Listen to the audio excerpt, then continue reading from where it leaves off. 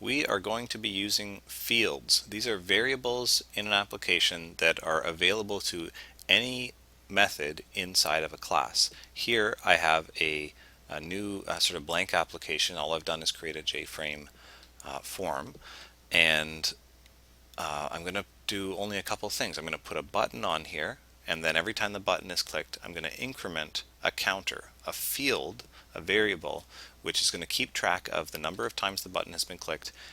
And it's not a variable that's part of the method, it's a part of the click itself. So let's show you how this works. I'm going to put a button here. Let's make it a really big button. And we'll say click here, and then I'm going to put a label which is going to report the number of clicks that we have had so far during this application. So I'm going to remove the wording. I don't need anything on there just yet, so it'll be invisible to the user up until the first click has happened. But I am going to change the font size a little bit. Let's bump it up a smidge. And instead of a horizontal alignment of leading, which is sort of on the left-hand side, I want to center that, and it's already centered vertically. If I scroll down here, you'll see it's centered vertically. One more thing, I'm going to put a title on my application. So I've clicked on the frame itself, just kind of in the corner here. And let me find it here. Title. Oh, there it is at the top. And we'll call this counting clicks. Okay. So I'm ready to work on my button now. I'm going to right click, Events, Action, Action Performed. So this method will run every time my button is clicked. So two things are going to happen. I'm going to increment or increase by 1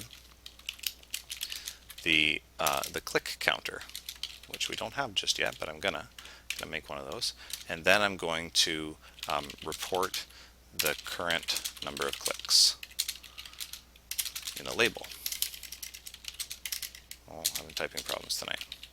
Okay, so the click counter, I need a variable to store that. Instead, if I put the variable inside of this method though, when the method is done running, that variable will be collected and it'll disappear and no longer be available. It doesn't persist from method run to method run. So instead, scrolling up, here's the class, which is a JFrame, and I'm going to put some variables right here. This is not part of a method, and I'm going to call them private, which means they're only available within this class and not to other classes. So for example, if I had a help window that popped up, it would not necessarily be available to this class. So private, I'm going to make it an int because I'm counting 0, 1, 2, 3, and so on. And here's a really good name for it, num clicks. Now integer variables, int variables, start with the value 0. I could leave that just like that and not worry about it anymore. Or down here, this is the constructor for this class, the counting clicks class. So anytime this frame is created, this application's window is created, this method will run once. And you can see the init or initialize components method will run to create all of the pieces, to make all of the buttons and all that stuff, to set all the properties for your text. Here is where you can initialize any variables you need to. As I say, I don't really need to for an int variable, but I'm going to anyway, just to show you where that goes. I can put it here. I could also put it right after the init components call, but it's a good idea to do it ahead of time in case one of the components in there uses this value. In any case, this one is pretty straightforward because it's already 0.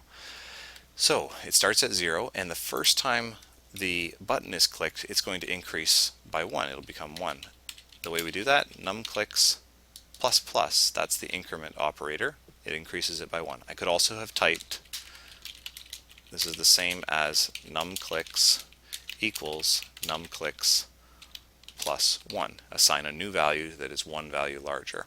So either one of those works. Num clicks plus plus though is the kind of preferred and most common way to do that. You can also do plus plus num clicks. It works the same in this case. Now we need to report the number of clicks in the label. To do that, we're just going to replace the text that's already on the label. Oh, and I didn't name my labels very well. Well, let me show you what we'll do here. We're going to do JLabel1, which is the name you can see over on the left-hand side here, dot set text. And what is the text going to be? I'm going to start with a string. You have clicked some number of times. Well, I'm going to finish that string off and add in the value of num clicks, and then I'm going to create the second string to go on the other half of that. You have clicked, say 7 space times, and semicolon to end that. Alright, I'm going to run this right now, and because I haven't had a main class yet, it's going to ask me this on the first run. So this is going to compile and run this program. We're going to see how we do. And I have one more thing I want to fix. Okay, and here it is. Click here. You clicked 1 times. Maybe should have been a little more cautious with that. There, 2 times. Now that we're in the plurals, that makes more sense. Okay, every time I click, that field is being updated and the value is persisting. I'm replacing this text every time, so the numClicks variable is getting larger each time. Okay, well, here's one thing that I messed up here. This variable, this button here, has a bad name.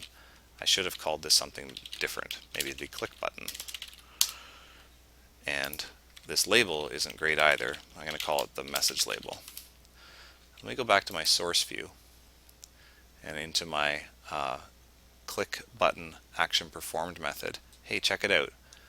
NetBeans has renamed that label for me, and it has gone through and looked for any time I used, what was it, JLabel1, and it's replaced it with message label. This is a pretty sweet thing that you get by using a development environment like this. It's okay if you forget to change things here. Just go back to design view, change it, and it parses through and finds any instance of that that variable name that you used before, and it replaces it. It's very smart that way. Okay, so that's how we use fields. Just to recap really quickly, a field is a variable that is part of a class, but not inside of a method. Any method inside of the class can use it, and it's a way to have data persist from method call to method call. So every time my button is clicked, it can access that same information again and modify it. For your current assignment, the one using an array where you need to keep track of how many elements are in the array, this is the kind of thing you're going to do. You'll need a variable to keep track of the number of elements. This is also where you will put your array of strings. Oh, I'm having trouble typing. You can do it like this if you want to. Okay, so this is how you can have your array stick around even after every action is performed and new items are added.